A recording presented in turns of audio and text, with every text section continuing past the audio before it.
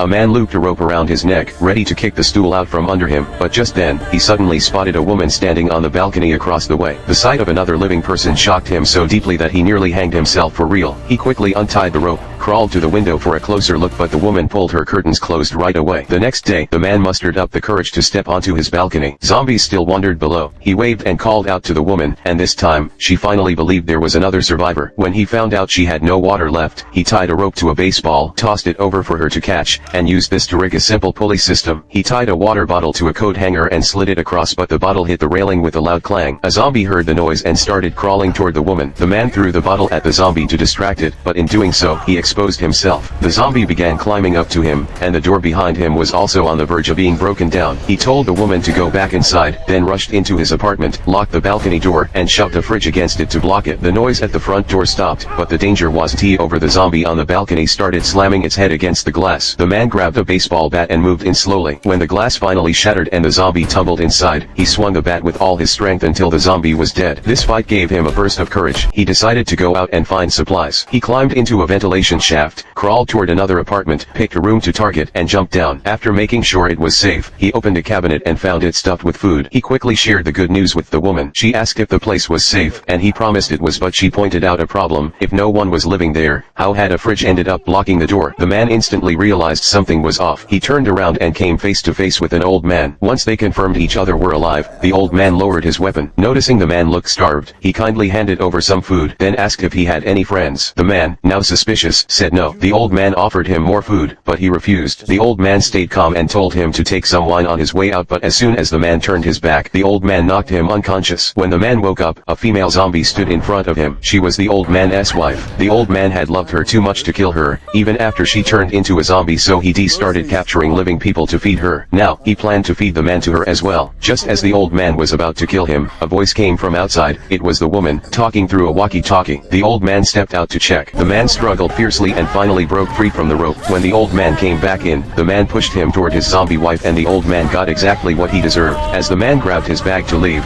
he heard the woman say zombies had broken into her apartment. He rushed to hell. From his balcony, he saw her place was swarming with zombies. He stretched a sheet between the two balconies and got ready to jump. The zombies drew closer. He fired his gun, but they kept charging. Soon, he ran out of ammo. The woman dropped a cloth rope for him to climb. He climbed as fast as he could, but a zombie followed right behind him. At the top, the man jumped onto her balcony, cut the cloth rope, and sent the zombie plummeting down. Then he told the woman to jump. She gathered her courage and leaped, and luckily, the man caught her. They held each other tightly, relieved to have escaped the danger.